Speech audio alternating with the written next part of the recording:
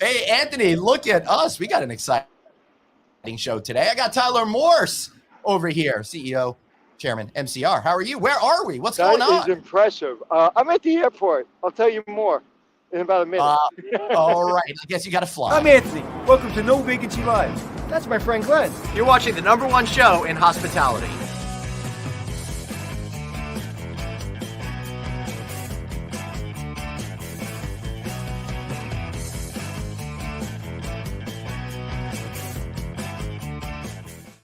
Hey, everybody. Welcome to No Vacancy Live. All right, I confess today is recorded. We got Tyler Morse, Chairman and CEO of MCR Hotels. And Anthony, where are we today? It looks like we got in the Wayback Machine and we found ourselves in the 1960s, doesn't it?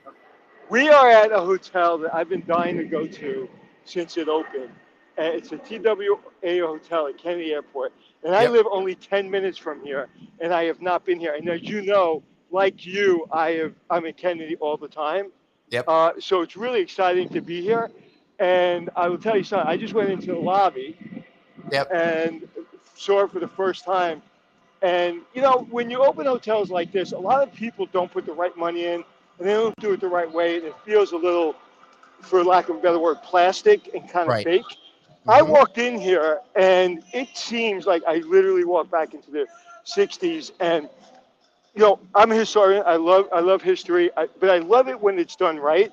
And this hotel, I cannot believe I haven't been here. Now I'm going to show you. I'm going to walk into the lobby and I'm going to start showing you the hotel. All right. Well, you go do that.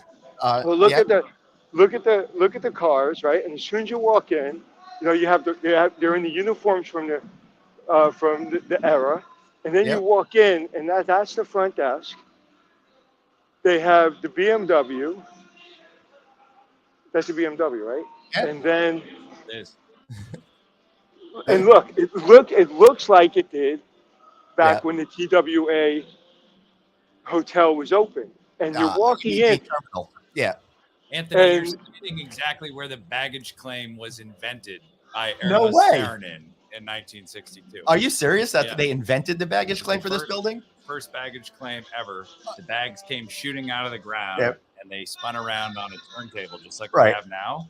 The problem was back then the turntable held about 20 bags. Right. So it did not meet modern standards. No, it certainly didn't. Anthony, let me set up the show for a second. Just hang tight. Of course, we got Tyler Morse here, who's behind the genius behind this particular product. We're sitting in an airplane from 1954-ish. 1956.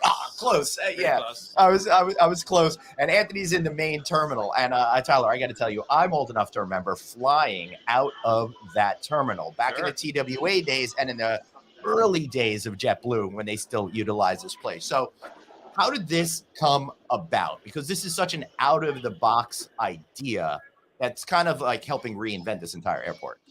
So, Glenn, it's great to be here. Thanks for having me.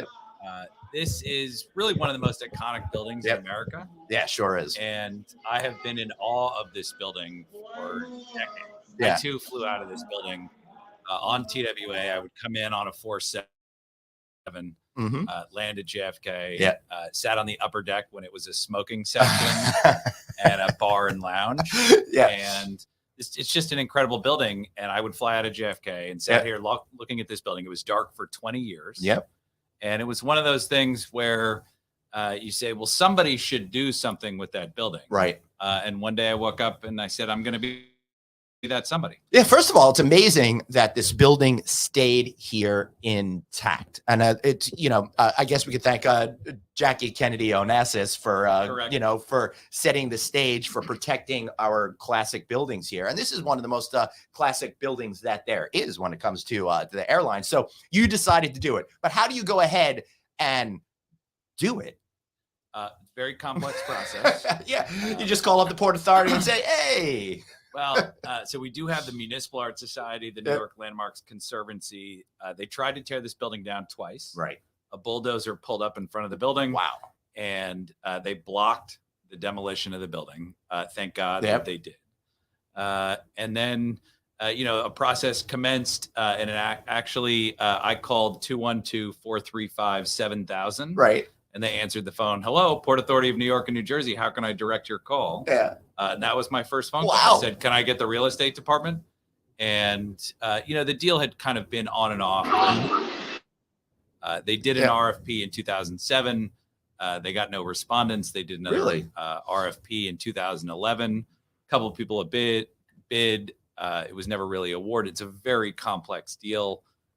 There's a lease from the Port Authority, a lease. The land here actually is owned by the city of New York. Mm-hmm. Both of the airports are LaGuardia and Kennedy. So it's they own Newark as well. Is that correct? No, no, city of Newark. Okay. Owns the dirt. Mm-hmm. The Port Authority is just the airport operator. Right. And they also deal with the bridges and tunnels as well here in the New York maritime region, and they run the GW bridge and the Holland and the Lincoln. So they keep the region moving. Yeah, they sure do.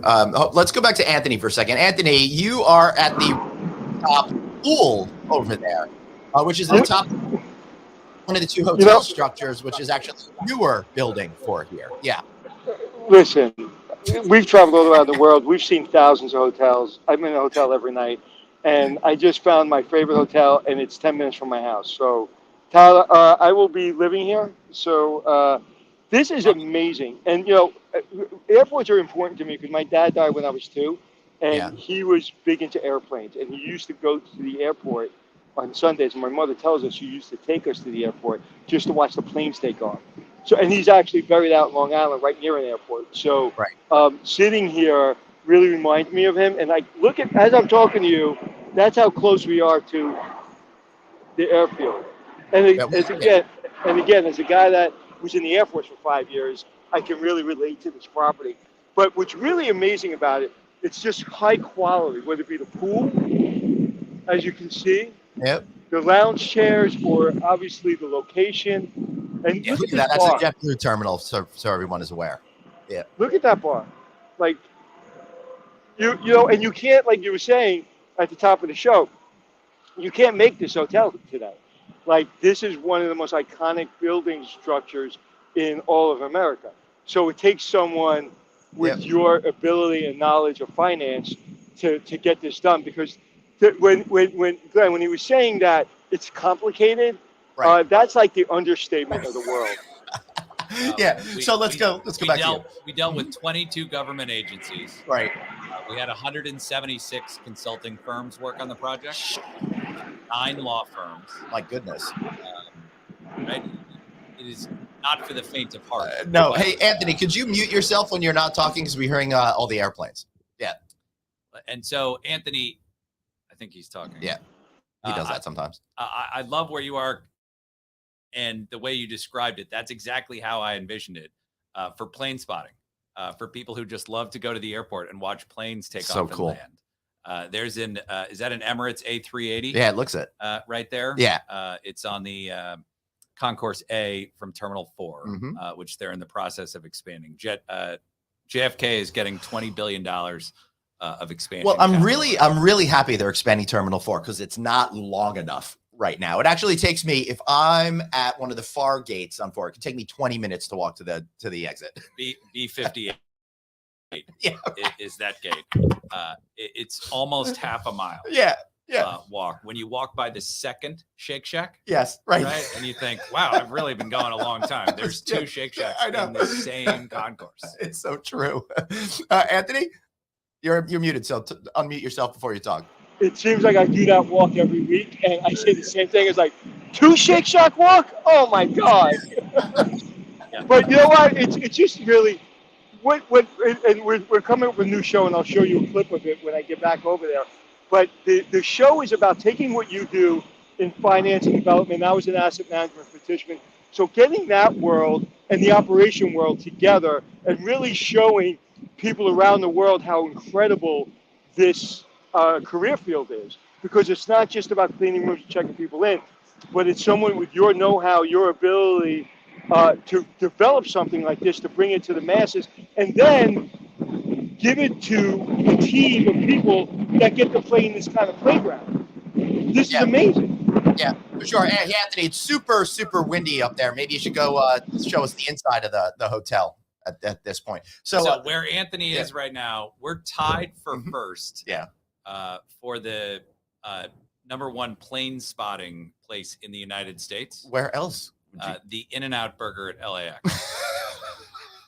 I've been you there. know that place. I do know that place. Right? I would also argue North Runway. that there's a great place at Dulles to go as well. On your way to the Udvar Hazy Air and Space Museum, you go right by the runways. You park right there. You're right at the end of the runway. That'll be number 2 in my book. All right. So wait, he's back. Yeah. Take me out, and I'll see you in a minute. All right, you got it.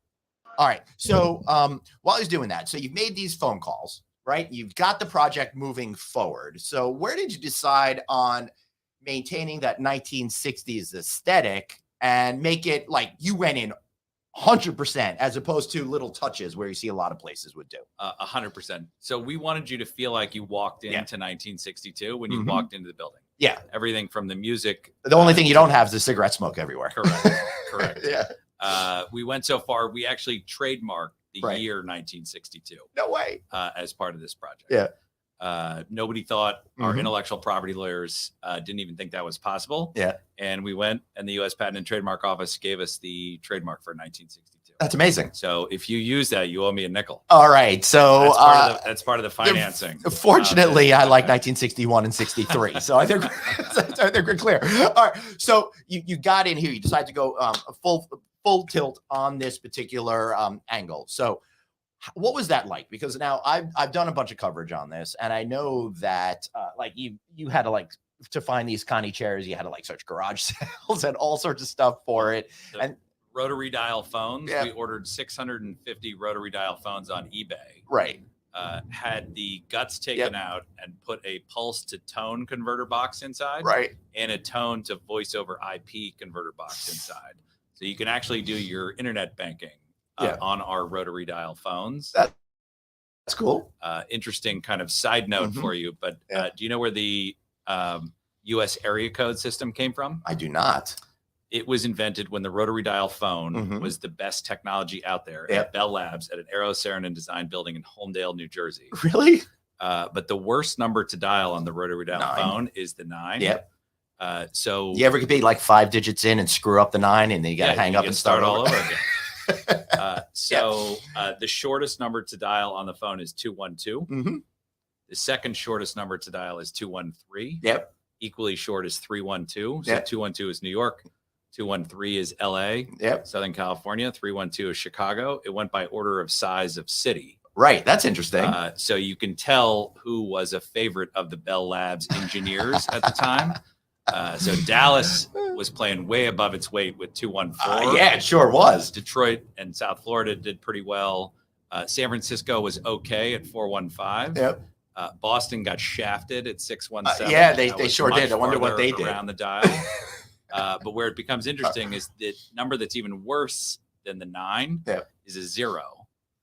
So New York City was 212 because that was all these nerdy engineers' place. That was their. Right. You're going to go with 609? No, 202. 202 is DC. Oh yeah. So everybody likes to turn the screws on the government. So they made New York City 212 and DC 202. That's great. Thank goodness we could just push buttons now. Anthony, are you in a room?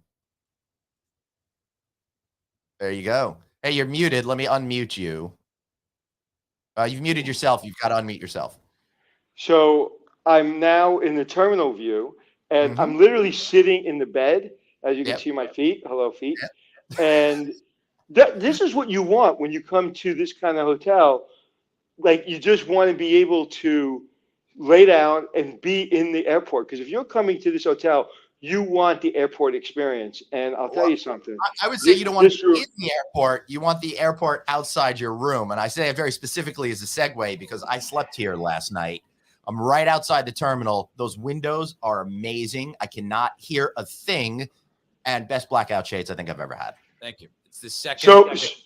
The second thickest curtain wall ever manufactured. Wow. It's 7 inches thick. It's 6 7 lights. inches thick. Correct. It's 6 different lights, different panes of glass. The only thicker curtain wall is at the new U.S. Embassy that was just built in London. Wow. So we did it for acoustic purposes. We're close to the roadways. We want you to have a good night's sleep. The blackout shades fit into the slips. Yep. Right. Yep. So it's all automated. You push a button. Yeah. Yeah, that's great. Anthony, you were gonna say? You can't hear a damn thing, and it's amazing. Now, hold on. I'm going to press this button. Oh, you're putting the window shades. Yeah, and then and you have the blackouts built in. You don't hear anything, but kids out there, if you're under the age of 40, we're going to have a guessing game. What is this? Oh, we just talked about that while you were gone. That's the rotary phone, which has been replaced with a lot of modern technology. I bet you if you gave that to my kids, they wouldn't know how to dial it. No. Hey, Anthony, I want you to show us around the room because I want to be clear that while there's the classic terminal, the building you're in right now was built brand new. However, it looks just like a room from 1962. How are you able to achieve that? Because the wall coverings, the aesthetic, absolutely everything is spot on, except USB ports and some of the furniture and stuff. Yeah. So we had a terrific design team. They did a great job on this project. We had multiple architects, Buyer, Blender, Bell, Lubrano, Chiavara, Stonehill and Taylor and Inc. They did a terrific job. We wanted to have a wet bar like they did in the 60s. So every room has its own wet bar. The vanities came from the Four Seasons restaurant in the Seagram's building. No way. Yes, which was designed by Mies van der Rohe, very famously in the late 50s. So it's all staying within the mid-century modern envelope. Yep. We had to take them out for COVID, but each room typically comes with a 1962 Life magazine. Mine did. In it. You got it? Yep. Okay, good. We're in the process of putting them back in the rooms. We had to take them out. Mine was great and now I was looking through the ads. I want to go get a Swanson TV dinner. Look at these lights. Look, listen. We all talk about lighting in the bathroom. Look at these lights, man. Hold on. These are so iconic. Let me put you on a single shot there so we can see. So stay on the single shot, and I'll bring you through the room real quick. So it really does feel it's a brand new hotel, and it's gorgeous. And what I like about it is the square footage. They really they didn't minimize the bathroom. They made you in rooms like this. Sometimes they minimize the bathroom. And not only that, older buildings, right? Older buildings typically, Anthony, just have smaller footprint in the bathrooms. You did not do that. No, and I love the little wet bar. And then the room, the bed takes up a big part of the room, but it makes perfect sense. You have a beautiful desk overlooking the airport. And then when you come into the room with the bed, you don't feel like the bed is taking over the room. You have plenty of room to walk. I love that chair. I think hotels do a really bad job with hotel chairs. And that chair is a chair I would have in my own home. And then you have this oversized television. And then again, a throwback to the lighting of the 50s and 60s. And then you have this cool print. Tell us about this print. So that print is by David Klein. That is Times Square. He was an iconic graphic artist from the 1960s. And we have a place that we call the Hall of Kleins.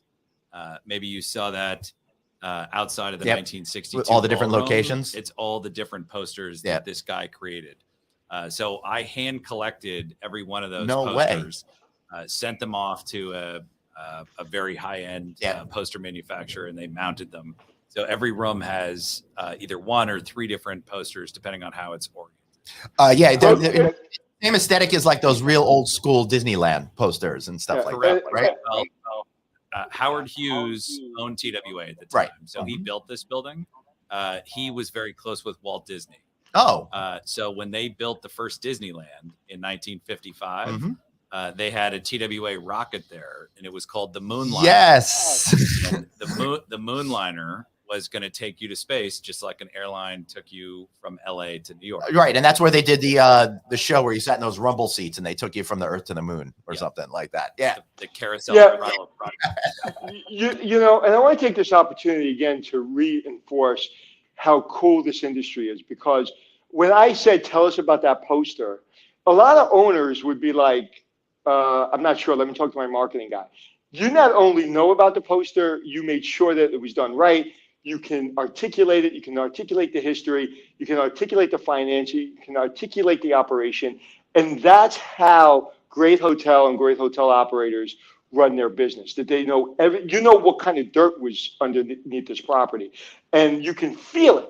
As an old hotel guy, I've been doing this since 1986, and it seems like I've been in every hotel in New York City and run most of them.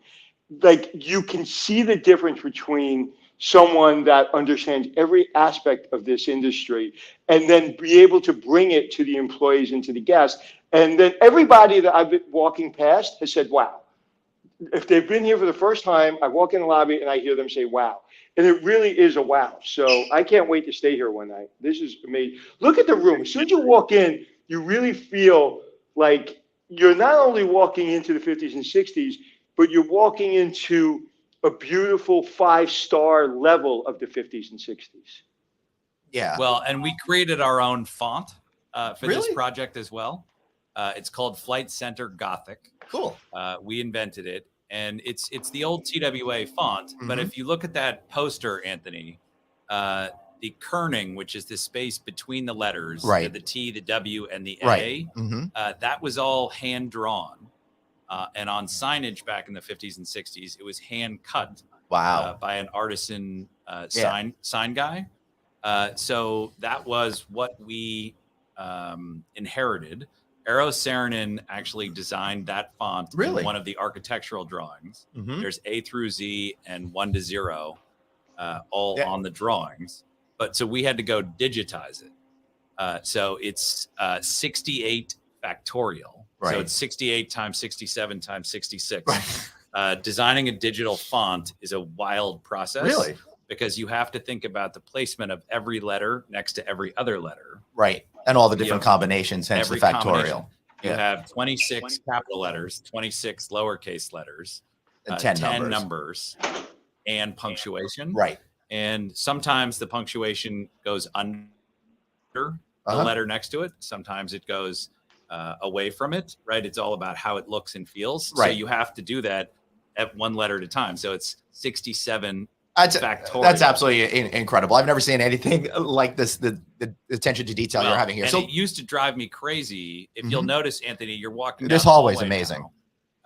So we wanted to have a curved hallway so that it didn't just look like the hallway went forever. But if you see that fire extinguisher box on your left right there, see how the font it says fire extinguisher? Yep. I had to get that approved by the fire department. Because it has to have a certain clarity, right? And it has to have a certain font size, right? And lettering has to be clear to a guest. That right. If you're in the middle of an emergency situation. Correct. Yeah. But I got tired of walking through hotels, and they would spend all this money on design, and then the fire extinguisher would just have this crap huge sign box, and you're like, with I'm fangirling over you because you look at this hallway. Like I'm fangirling because it is absolutely, that's the level of detail when I develop or I'm involved in the hotel that I freak out about. And I'm like, why can't we get these fire extinguisher boxes or whatever it is to look like the rest of the hotel? And it's just, you feel it. I mean, I've never seen that before. I've never seen and fixated on the lettering of a firebox because I know how difficult it is to get that approved. Yeah, so we have a main font and a secondary font. Right. The secondary font is Nutraface 2. So that is the name on the supply closets and some of the other things like that. So, right, that's a 1960s variation of the font. On fonts and all that kind of stuff, how did you get the licensing for the name and the logo and all of that? So we licensed the TWA mark from American Airlines. Right. They acquired TWA in around 2000. So TWA is obviously not flying any longer. Right. But what we did with them is we impute a royalty from the sale of merchandise and things. Take me out, Glenn. Yep. And we created a scholarship program for former TWA employees' children. So last year we gave away 42 scholarships. Oh, cool. College scholarships for the offspring of TWA kids in partnership with American Airlines. That's awesome. Anthony mentioned the dirt. It was actually 4,000 truckloads, 18 wheelers of soil. Wow. 77,000 cubic yards of soil that we had to take out of the site. And we had to find a home for that dirt, which is very complex here in New York City. All the other thing that's really complex is you have the classic terminal building, and then you've got the brand new, 15 years old JetBlue terminal behind it.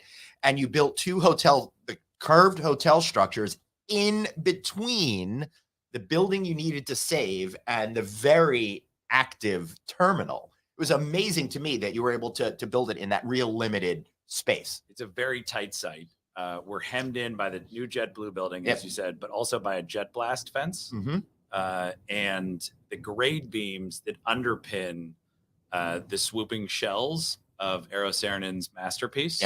That's the largest columnless volume in the world. Wow. 66,000 square feet. Wow. So it's an acre and a half, and it only has 4 points of contact with the ground. And that's all, it's like all poured concrete. Poured concrete, poured in place. We have old photos of the concrete trucks lined up down the Van Wyck Expressway. And by the way, the Van Wyck Expressway is pretty far from here because we're at the back end of the airport. Correct. It's about 4 miles from here. Because you can't go home at 5 p.m. when you're in the middle of a concrete pour. Nope. So each concrete pour was a 30-hour concrete pour to create those shells. And it's a Roman arch type of structural engineering that is holding up those shells. But it's also underpinned with a variety of grade beams that are torsion boxes that are pulling on one another underneath the building. Wow. So we can't touch those. So we had to reconstruct the existing building, build the 2 new buildings, dig a hole the size of a football field down to 40 feet deep. But the water table at JFK is at -8 feet. Oh, gosh. So we had to de-water the site for 9 months, 365 days a year, or 24 hours a day. And it was 4,000 gallons a minute of water was pouring into the site. That's a swimming pool full of water every 5 minutes. Wow. So we had to de-water the site. We dug out 4,000 18-wheelers of soil, and we stacked it on the other side of the airport in partnership with the Port Authority. And then we partnered with the National Park Service to take that soil, that residential grade soil, and create a park over in Brooklyn called the Shirley Chisholm Park. Which just recently opened. Correct. That's our soil. So the Shirley Chisholm Park used to be, it used to be a dump, right? Correct. And then they closed it and they let it sit for a long time. I think this went back to when Bloomberg was mayor over here, right? They let it sit for a long time to do whatever they had to do. And then they just recently opened that park. That's amazing. I can't believe you did that. Yeah. So we actually had to touch the dirt twice. Right. But we worked with the Queens community to keep those 4,000 18-wheelers off of the Van Wyck Expressway, the Long Island Expressway, the Gowanus going over the Staten Island bridge, the Verrazano Narrows Bridge. And, you know, that part of the process was torturously complex. Not only that, but the Gowanus is one of the worst pieces of highway, I think, in the entire country. You know, you feel the plane shaking where we are right here. It's freaking great.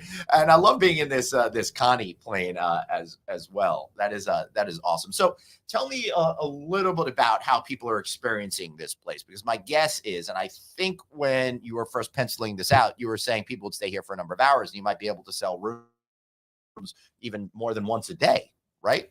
Yeah. So over the weekend, we ran 110% occupancy. Yeah. Wow. We sold a lot of the rooms twice. So we have a day stay product. And then obviously the traditional nightly stay product. Because at an airport, there's a lot of people that land at 7 a.m, want to sleep during the day. Maybe you come in on a red eye. You just have time to kill during the middle of the day. You want to take a nap. You want to get a workout in.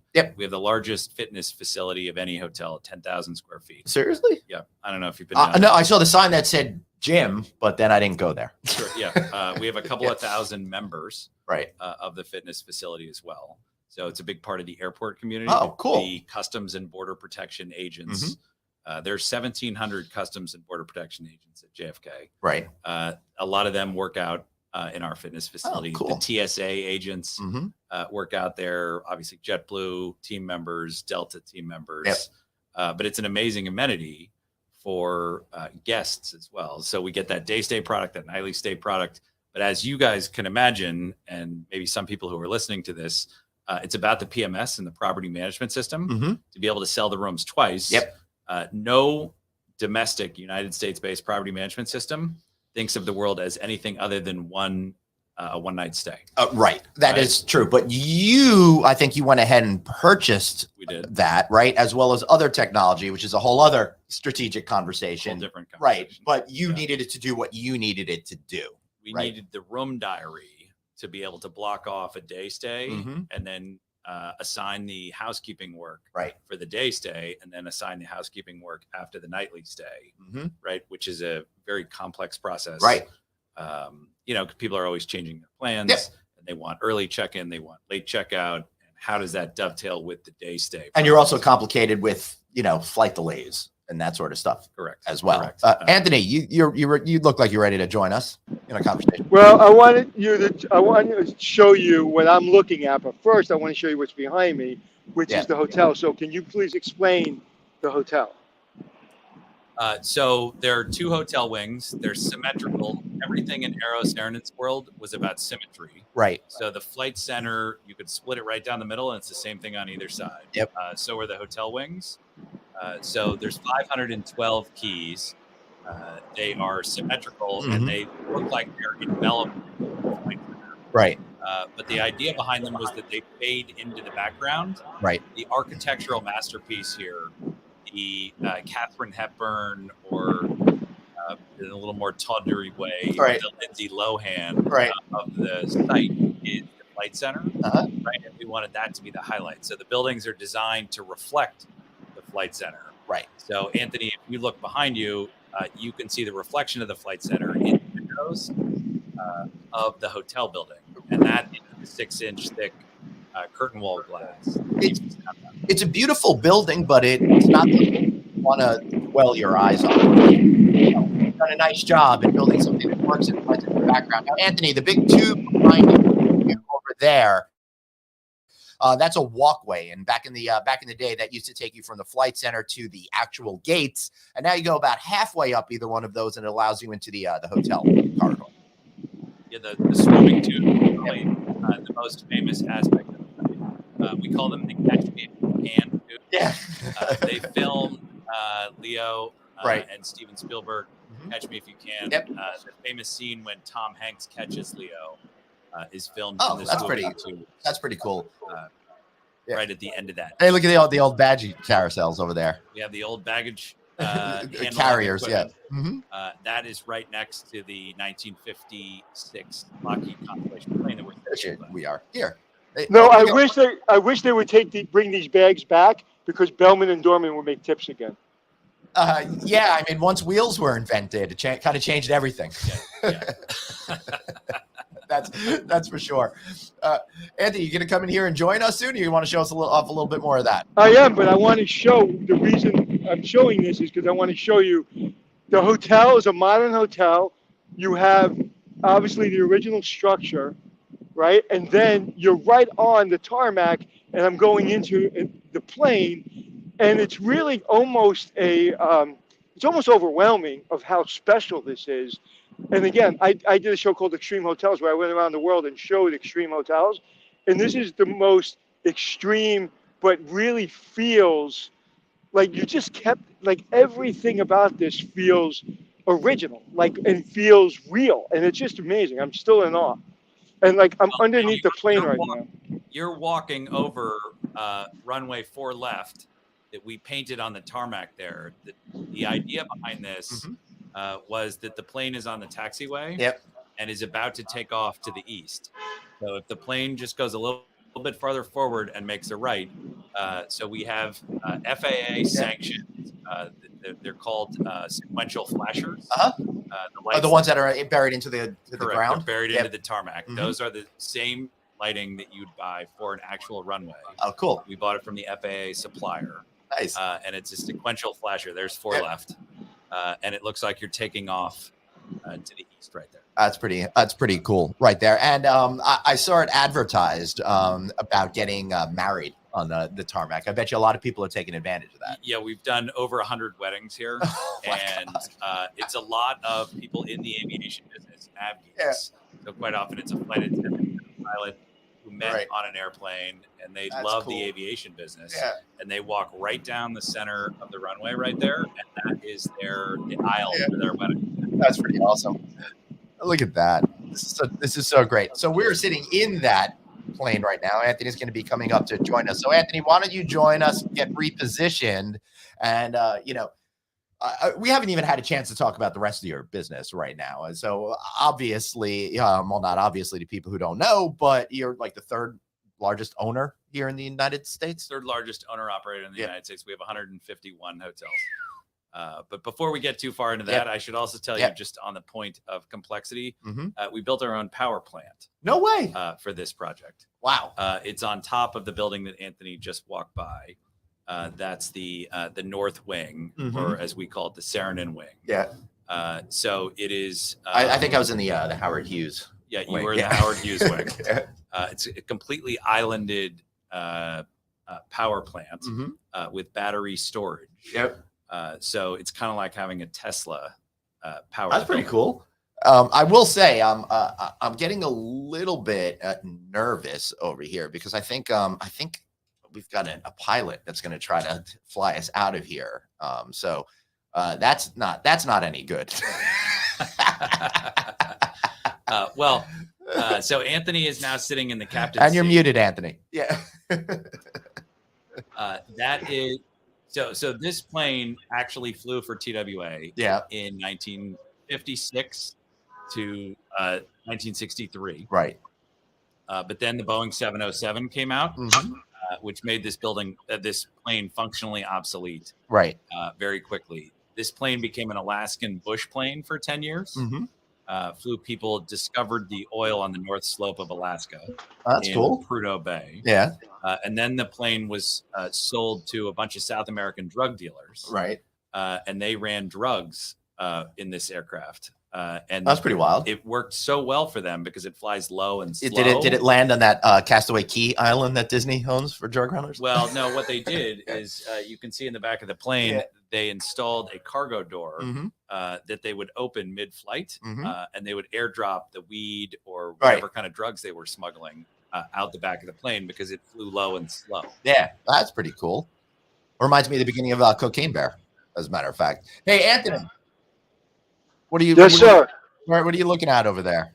Well, first of all, I want you to take notice that I wore like a pilot's jacket and pilot headphones with pilot glasses, so I look like I can actually fly this thing. I love it. And I was in the Air Force too, so I may be able to get this thing started. Oh, are you going to bring us coffee?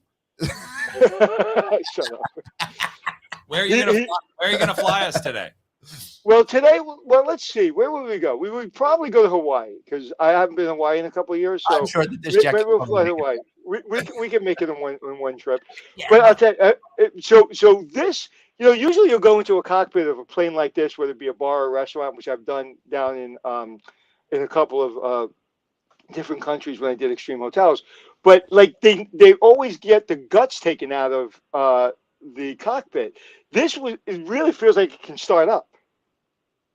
Yeah, it's all in there. We had a couple of guys from the Navy restore the plane for us. Oh, cool. So after the plane ran drugs for the South Americans, it was purchased by a guy in Florida, and he ferried it up to Maine. He was promptly jailed for tax evasion. Yep. The feds repossessed the plane. They sold it at auction to some other crazy guy who it sat outside from 1986 to the day that I bought it in 2015 or 16. Just we had a couple of Navy guys put it back together, and they did a terrific job of putting the cockpit back together. Anthony, under your right leg right there is if you pull that little handle right there, that is the compass and the navigation device. Now, you don't really need that on this aircraft because this aircraft had 4 crew members, pilot, co-pilot, engineer, and also navigator. The navigator sat right there, and he looked out through the window on the roof. Let me bring up that shot. Hold on one second. All right, so we got that window on the roof is so you can see the North Star. Right. That's pretty cool. That's right. That's how you navigate it. That's pretty wild. All right, Anthony, are you going to join us on that other microphone that I have set up for you? You mean this one? Right there? Yeah, that's right. The one that you're standing in front of right now. All right. Take me out. All right. We'll take you out. All right. So is it right here? Yeah, that's it. You want me to bring you back in? I just want to kind of get something. All right, just give me the thumbs up when you're ready.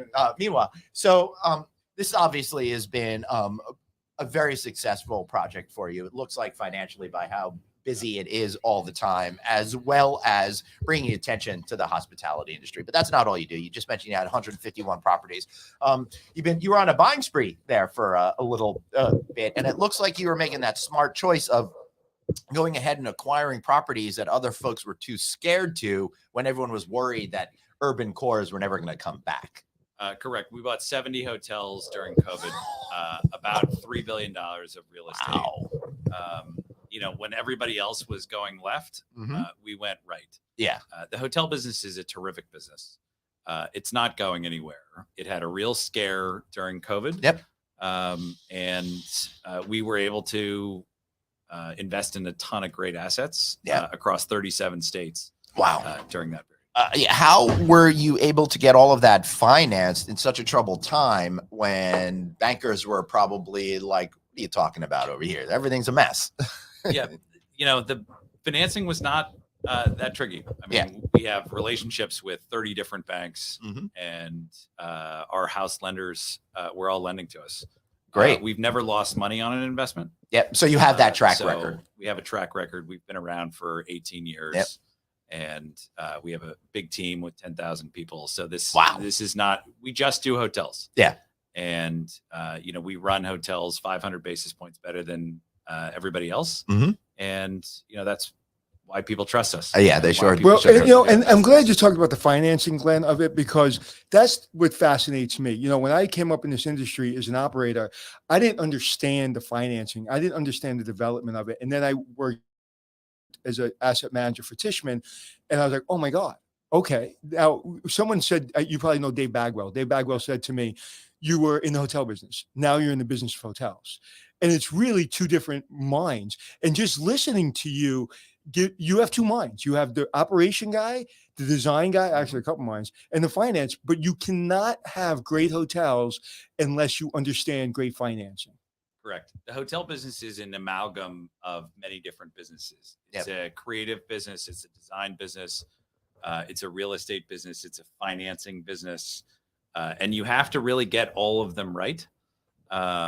Right. It's a central reservation distribution business. We own a lot of Marriott hotels, Hilton hotels, which are terrific. In Brownsville, Texas, we own a Courtyard by Marriott. Place does terrific. You can't fly an independent flag in Brownsville, Texas. It just won't work. Right. There is not enough latent demand. People will not be able to find you. Right. At JFK Airport, you can run an independent hotel. Yeah. Right. There is latent demand. I was born into this business with the Dome family at the Lucerne Hotel on 79th and West Side. And they taught me that if you're in the right location with a clean product, with friendly service, you don't need a flag. And that hotel made more money than probably any hotel at the time in New York City because it was clean. It was in the right location. It was right near the subway. And they taught me the business. They taught me that focus on the basics and everything will take care of itself. Yep. That's right. There's no supply on the Upper West Side. Right. Which is a terrific place to be. And Manhattan has incredible latent demand. Absolutely. Right? Not every city has Manhattan's level of demand. But we had two things that we tapped into as soon as I took over. Columbia University and ABC. Yep. And what I said to the team was, they're not going anywhere. Yep. News is news, and people are going to learn. And Columbia is going to be here for a long time. So those were our two biggest clients, and that kept us full. And it used to be, the Lucerne Hotel used to be Columbia dormitories. Really? Yeah. So we tapped into the history, and then I went to the Algonquin, and there's a major history there, and they were independent forever until Autograph took over, which was great for them. But listen, I can talk to you all day. This is just an incredible business, but you have to it's like flying a plane. You take your eyes off the business and you're going to crash into the side of the building. It's a a day-to-day business. It's a minute-to-minute business. Right. But what a lot of people don't realize is there's New York City, and then there's the rest of the hotel industry. New York City is literally 10% of United States hotel revenue. Are you serious? It's 117 rooms. It's 130,000 rooms. 130,000 now. Wow. 130,000 I rooms, blinked. and it runs about $300 RevPAR. Right. And 12 years ago, there was what, 70,000 rooms? Yep. Right. Yep. So in 12 years, we went from 70,000 rooms to 130,000 rooms. What's the only other, you know this, Glenn, what's the only other city has a few more hotel rooms than we do? You mean other than or including Las Vegas? They don't have that many more. I think they only have like 8 hotels though. It's Orlando, Vegas, and New York. Orlando's got more than Vegas? Orlando has more. Now you start to get into how far out in Orlando do you count as Orlando? But if you look at the whole market, Orlando is the biggest. Yeah, and what's fascinating, Vegas is number 2, and New York City is. But what's fascinating to me is when people get into this business that don't know this business is you go into Orlando, and again, I've done a lot of hotels in Orlando. As further you get away from Disney World, like the center of Disney World, you can go from $600 a night for a room to literally $29. Yeah. And people think, well, I'm in Orlando, a mile from Disney World. Doesn't matter. It's like Long Island City. Look what happened in Long Island City. Everybody's like, I'm going to put hotels in Long Island City, and it's going to feed off in New York City, and we're going to do New York City numbers. Well, I think most of the hotels in Long Island City just flipped in the last, 10 years. They have. People have been saying the same thing about Brooklyn for a long time, too. New York City shrinks back to the core in tough times. Right. And then it'll expand out. And as it's expanding out into Brooklyn, everybody says, oh, this is just going to go forever. But it doesn't. It shrinks back to the core. And it comes down to public transportation. Right. You want to be close to your meeting, and you want to be able to either walk there or get there with a couple of subway stops or maybe take a taxi. Brooklyn is a different. Right. I've got something I want to say about Brooklyn. I used to live in Park Slope, and I used to live in Kensington. And I remember probably about 12, 15 years ago, they started building everything on 4th Avenue and 3rd Avenue. I'm like, who is going to stay in any of these hotels? Right. So there's a lot of places where there was land available, but it didn't seem to make sense. There isn't business demand. Yeah. Over there. Yeah. Right. Yeah. It didn't make any sense because the area is not even aesthetically. But there, I'm looking. Well, I'm working with someone with a deal down there, and I didn't really. I helped build the Brooklyn Hotel for a private company, the small little Brooklyn Hotel down there, and then I came back. Well, maybe 6 months ago, I walked again because we're looking at a hotel, and I was like, oh my God. Like every hotel's down there. The Ace is there. And during the week, they have pretty decent demand, but on the weekends, they're sold out. The rates they're getting are amazing just in that one cluster of Brooklyn. Wow. That's pretty incredible. We're starting to run low on time, Tyler. So what are the major issues that you are thinking about today that you're most concerned about, or conversely, see the best opportunities out there? Speaking at a macro level, it's hiring. Yeah. We need immigration reform in the United States. It would be great for the hotel business. It would be great for the United States. It's an easy one. It's a no-brainer. Not just the H-1B side of the equation, but H-1B visas are for temporary workers to come to the United States. That's J-1. Sorry, that's the J-1. H-1B is the one that you can buy your way in. Oh, education. No, education. Oh, sorry. Yeah, you know all the. But you know also, and we'll talk after. Just give me 1 minute after we get off air because I want to talk to you about something. But we need to take people in this country that are sitting on their mothers and fathers' couches, that not sure they want to go to college, they're not sure what they want to do, or they came out of college and they don't know what they're doing, and they're like, well, I maybe should have went to law school, I should have become a doctor, I should have listened to everybody, and they have no idea that this industry exists, and they have no idea people like you exist. They have no idea that, when I talked about the dirt, then I heard you talk to Glenn about how many tons and what kind of dirt. And like, they don't know that if you're a designer or an accountant or a creator or a hotel guy, you have a place in our industry. And we're about to announce something in Vegas at the hospitality show that is really like, we need to do something like we're about to announce, because it's not just getting retreads that people bouncing around this industry. It's getting new people in this industry and get them excited. We're excited about this industry. You understand this industry, and this is the greatest industry in the world. It's a great business. And there's tons of career opportunities. in this industry to just keep moving up. Right. And you can move sideways, to Anthony's point, on the development side, on the financing side, on the creative side, right? Not necessarily on the operations side. There's food and beverage opportunities. The business has tentacles that are quite wide. I was just at the Breakers Hotel and I spoke to the sommelier. I don't say that right, but he's a master, and there's only 271 in the world, right? I think he started as a bellman, and he's from Mexico, and he's the only Mexican master of wine in the world. Wow. And they put him through the programs over a period of years. And I said, did you ever think you would do this? And he started to cry. Right. He goes, no, I have a skill that very few people in the world have. And that's what this industry does. Yep. Yeah, it sure does. So, Tyler, on other issues, you've been buying probably a lot of underperforming assets. For people don't know, that's typically the strategy. You go in, you see a property that you think you could probably redevelop, put a good PIP into, really have more of an upside. Are there still a lot of those properties around that you're able to find at this point? There are. The hotel business also attracts some ego investors. You think? And, some part-time hotel people. We love buying from part-time hotel people.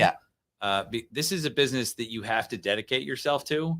You can't dabble in the hotel business. Yeah. I love that. I love that. Maybe you can dabble in fine art. Some people dabble in cocaine. You can't dabble in the hotel business. You know, right? You should either be in it or not.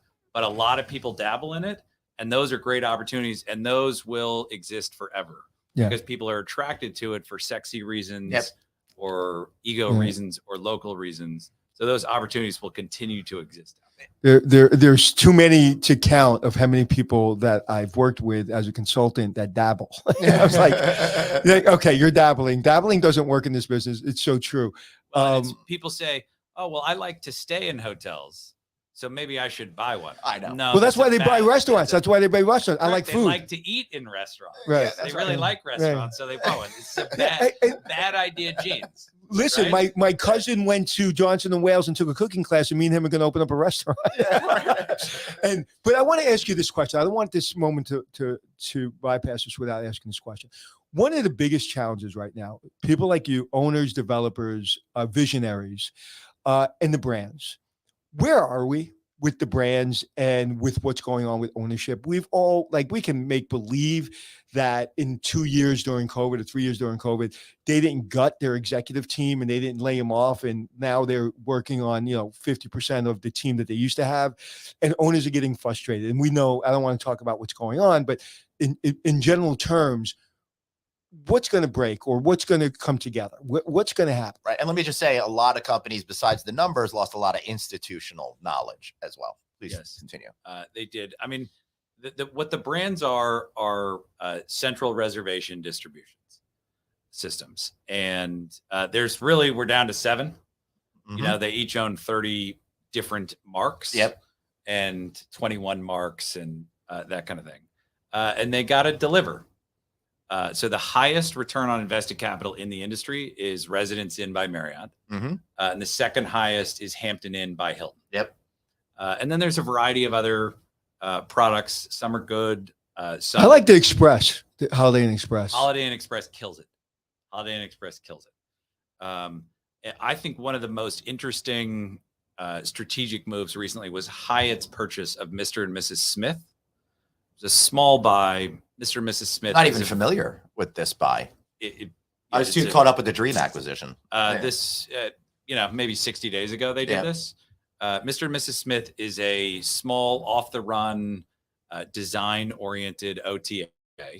Right. We're also down to 2 OTAs, Expedia and Booking. They each own 30 properties as well, but there's really 2 companies behind them. They're getting all of their business from Google keyword search purchases, SEO and SEM. They buy about $9 billion. They spend about $9 billion a year with Google. And that's where they get their customer acquisition from. And I should say that's more than all the hotels combined can even do in advertising. By country. Right. Exactly. Not even close. Exactly. But interestingly, Google is now front running the OTAs, right? When you go on Google, which is basically ubiquitous and a monopoly, and you type in a hotel name, their engine comes up first and returns the rate to you. So they're really front running Expedia and Booking. So now you have Mr. and Mrs. Smith, which is a small thing. Hyatt's got, I think, 20 different properties. And now they own Mr. and Mrs. Smith. So they're going to be distributing through Mr. and Mrs. Smith. Of course. And you're going to be allowed to earn Hyatt points on Mr. and Mrs. Smith. So now all of a sudden you can book through an OTA, but get the that Hyatt is points. A huge difference. This is a sea change for one of the traditional C corps to own one of the OTAs. Right. The OTAs have traditionally been the frenemy of the business. The kind of person that you hold your nose and deal with because their commissions are so high, 15 and 20%. I think at something like at a HOA, you were saying if you could just cut back on some of that, just a big part of that 15, 20% is still a lot of money. Right. Well, here at TWA, we're not on any of the OTAs. Right. And you're not? Not at all. Wow. So how do people whatsoever. find We're you? Just smart marketing. We also don't have a call center. The only way you can book a room here is twahotel.com. It sounds like Southwest. And we charge in full at time of booking, just like when you buy an airplane ticket. American Airlines does not let you make a reservation for one of their planes. The hotel business runs 30 to 70% cancellations. Wow. Okay, so let's look. So to manage your book of business, with 30 to 70% cancellations, and a lot of those, as you might expect, come 48 hours ahead of the stay, 72 hours ahead of the stay. You're essentially selling the same room 1.5 times. What's your cancellation policy? Here, none. As soon as you book it, you buy it, you book it. Correct. So this is we have a flexible rate, and you can cancel that with a small, modest penalty of $10. But that one costs more. Most people buy the non-cancelable room because it's less expensive.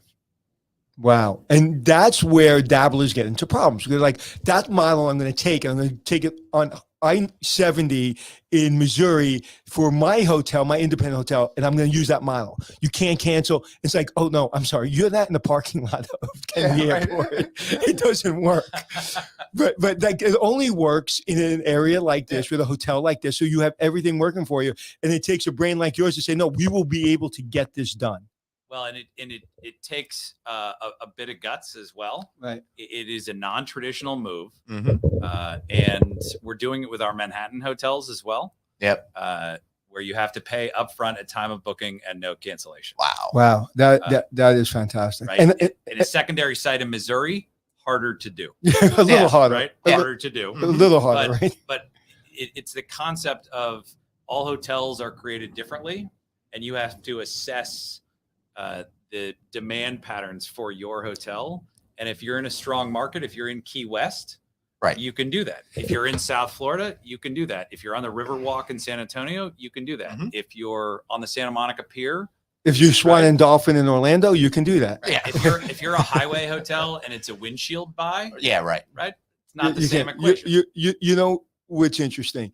You've just proven my concept. I think there should be a new rule in our industry.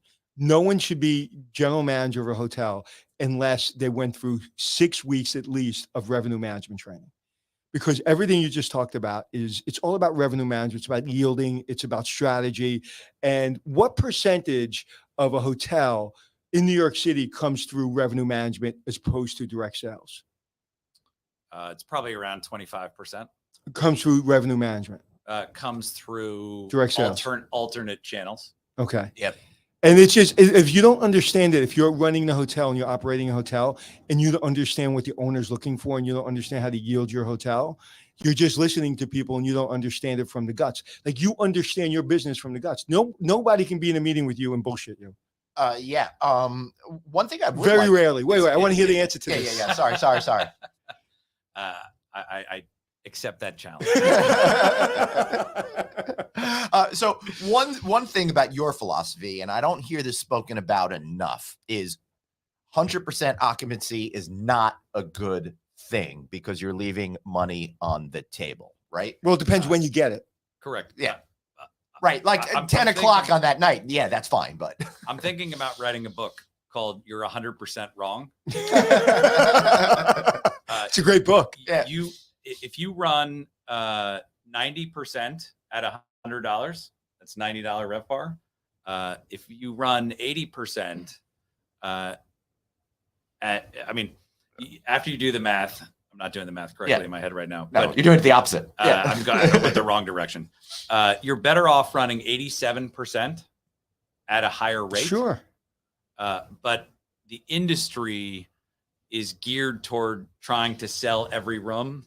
Right? Everybody's always heard the perishable milk story, the perishable inventory. That's actually not financially the best decision. Yeah. The best financial decision is to, if you're running 100%, then you should charge more the following week. Yep. And if you're still running 100%, then you should charge even more until you get to 87%. Because, by the way, it's fewer rooms to clean.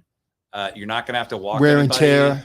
And it's just, when you're at 98, 99, 100% occupancy, it's taxing on the team because, those last minute cancellations, some people have to wait to check into their room, right? Creates some service issues, right? It's more challenging. You run 87%, everybody leaves happy. You get a higher rate. You have some rooms that you can slough off. And if it's a really busy night, that last 13%, you could sell at a premium.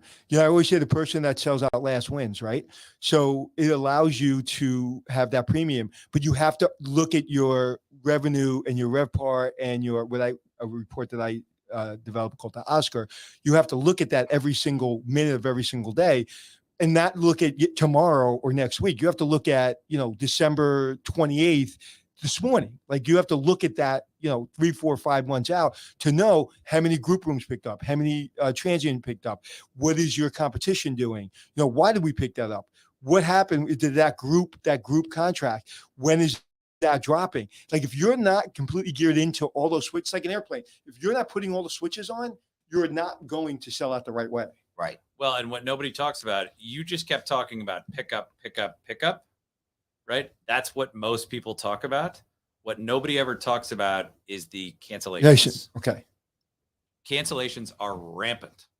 They're rampant in the direct channels. They're rampant in the OTA channels. They're worse. We compare the booking cancellations versus the Expedia cancellations. Interesting. Expedia cancellations are about 2x. Wow. What the booking.com cancellations are. The booking customer is a better customer. I don't fully understand why. But it's a better customer because most of the bookings guarantee the reservation there. It's basically paid for at some. I mean, they have the merchant model and they have all the different products that Expedia. When I was at the Westin Hotel, we looked at cancellations. Because I was asset manager, so I grabbed all the reports and I was like, "You're talking Westin Times Square." In Times Square, I said, "Where is all the money for cancellations going?" Well, it was going to the OTAs, and we weren't getting it.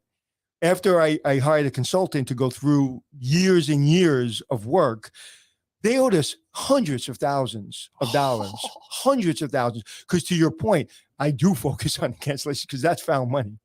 Yeah. Well, and the other trick that the OTAs play is if you stop and think about it for a second, let's say the room rate is $100. They charge the customer $109, right? $9 in sales tax. They remit $80 to you for the room. Oh. And then they charge the sales tax of 9% on the $80, which is $7.20. Right? They remit $87.20 to you. Right. They keep the $1.80. Right. Right? They charged Joe customer $109. Sounds like a they remitted class action 87, lawsuit waiting to happen and being overcharged. So they actually keep that money in an imprest account. And if you call them, they send you the $1.80. But it is incumbent on you to call them. And I'm definitely going to spend all that time on hold. You know what? Most people don't call. Right. And ladies and gentlemen, that is not a Doppler. Right. Mike. I remember one more time, I'm starting to geek out here. I know. I remember I was working with a client. I was developing a hotel in Times Square. And I was in a meeting with a brand rename nameless, and they were convincing the owner that they get free Google AdWords and they get free, free marketing online. This is in the early time. And I was screaming at the top of my lungs going, no, you don't. You're paying 10% of every reservation that comes through that channel, total revenue. And like, no, that's not true. And I literally had the person, I won't tell you who it is because you probably know his name, had him admit right to the owners, like, yes, we're doing that, but we're upfronting all the money. I was like, you know what? We'll upfront the money and we'll keep our 10% of total revenue. It's if you're not in it every day and you're not paying attention and you're not paying, even travel agent commissions, if you're not looking at the travel agent commission and really understand it and really put the time in, you're getting screwed because there's so many different sources of expenses going out and revenue coming in that if you're not, to your point, if you're not a real business person, because this is a business. Another thing people make a mistake. They take general manager, they put a general manager in charge of a multi-million-dollar business and say, well, he came in on Sundays, he never came in late, or she never came in late, and they're really good at guest service. They're running a multi-million, very complicated business. If that's your litmus test for hiring a general manager, I think that's one of the reasons we got into a lot of service and business problems in our industries, because you're taking people who are really good at customer service and coming in on time and having them run a multi-million-dollar company. Yeah, no, the devil's in the details. The other aspect of the OTAs, and you mentioned travel agent commissions, is if you're using the merchant model, you pay the credit card commission on the charge, and then when they cancel, you pay the credit card commission again. Oh, I didn't know that. With the credit card companies. And if it's an Amex card, it's even more expensive. It's an offshore card, it's even more expensive. Right? So how do you fix that? Don't have cancellations, have a no cancellation policy. And have a hotel on the tarmac of Kennedy Airport. All right. We're way over time, and I'm sure. Come on. How often do we get to talk to, Tyler? I mean, he's a busy guy. I know. Well, we're going to have to get you back on at some point, maybe at one of these. And thank you for making Glenn's wish come true. I've never seen him so giddy over getting someone on. So, and I mean that. And we've had everyone. And he was very giddy. Hopefully I performed. Hopefully I'm the Taylor Swift of the no vacancy show. $90 million. Her concerts have generated $90 million in hotel revenue. Oh, it's way more than that. They said $90 million. They said $90 million. Everyone's calling that the Swift effect. So I came up with the Swift effect. I think it's going to increase RevPAR in the United States of America by 1%. Wow. I was just at a client's hotel. It's bananas. I was just at a client's hotel, and it's in the parking lot of the Patriots Stadium. So when she performs at Patriots Stadium, this hotel is getting $2,000-$3,000 a night for a regular room. Oh my! Yeah. Well, I'll give you an example. We own 8 hotels in Phoenix. In January, it was the Super Bowl and the Waste Management Open were the same weekend. Wow! Right. This is the mother of all citywide. Yep. The biggest demand patterns ever. Right. Across our 8 hotels, we ran about $400 ADR. These are 3-star hotels, so that is very, very good for us. Then Taylor Swift came to town about 10 weeks later. Same 8 hotels, $900 ADR.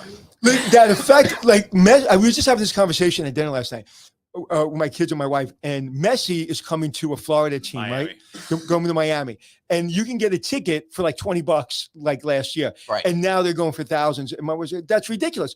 Who's going to pay for that? Oh my God, you're not going to be able to get a ticket for years. Yeah. And he did a deal where he's like to Saudi Arabia, keep your $450 million. I'm going to go to Miami and I'm going to get a percentage of everything. Yep. Tickets, T-shirts, everything. So listen, if you perform, people will show up. Yeah. How many times are you going to see Billy Joel Madison Square Garden, Anthony? Anytime he performs, I'm going. And you're going every month. At the Taylor Swift concert, I went at MetLife, and I paid so much for the tickets. I'm embarrassed about it. I'm not going to disclose the number to you. Fair enough. But I waited 2 hours in line for the merch. What? Wow. I was the So you have teenage girls. I took my daughters and their friends, and we waited 2 hours in line for the merch. Apparently, Taylor gets 80% of the merch. Good for her. And 25% of the food sales. And, she calls MetLife Stadium and says, here are my terms. Yep. Take it or leave it. And you know what? And she deserves it She did because the same with Foxborough. Same with Sophie Stadium. Right. She absolutely deserved it. She is a force of nature. She's amazing. She does the work. You know, people like her, they look at with kids and they look at her and go, oh, she's got a beautiful voice. She's so lucky. She is an animal when it comes to work and when it comes to putting in the time and giving her customer what they want. You know, and she's re-recording all of her masters right now. That was genius move. You know, genius. She's undercutting Scooter Braun. Yeah, that was all because she didn't have the rights to that. Right. So nobody has the rights. But if you're, but let me ask you a question: if you're Scooter and you're going to pay billions of dollars for that, wouldn't you think in the back of your mind, well, she'll just re-record everything and I'll be screwed? That's always a risk in the publishing world. Right. Music publishing. Every artist could always do the same thing. But in the history of the world, no one ever has. Yeah, because nobody ever screwed somebody that bad. She did it. But nobody ever screwed somebody that bad. She didn't even know they were being sold. Scooter made a lot of money on this deal. He only paid $400 million for the rights. Wow. And he's going to do. He's going to be okay. He's going to be okay. We're not going to lend him any money. Don't cry for that. All right, I think that's probably a good place for us to end it. Tyler, any last piece of advice you have for up and coming hoteliers who want to achieve success in whatever track they take? I think learn as much as you can every day about the business and about all the facets of the business, and raise your rates. Yep. I love it. Get more aggressive on those rates. You know what? I'm reading. I was very fortunate to get Lisa Perlow, who's the chairman of Celebrity Cruise Line. She gave me her book so I can write a thing in the back of her book. And I won't tell you anything about the book outside of she believes in that. Give a great product, and raise your rates. Yep. Raise your rates. Great. Well, that is the perfect way to end it. All right. So here from the Connie and the TWA Hotel at JFK. Thanks so much for being here, and we'll see you next time. Oh, yeah. And remember, you've got one life, so blaze on and be kind to yourself.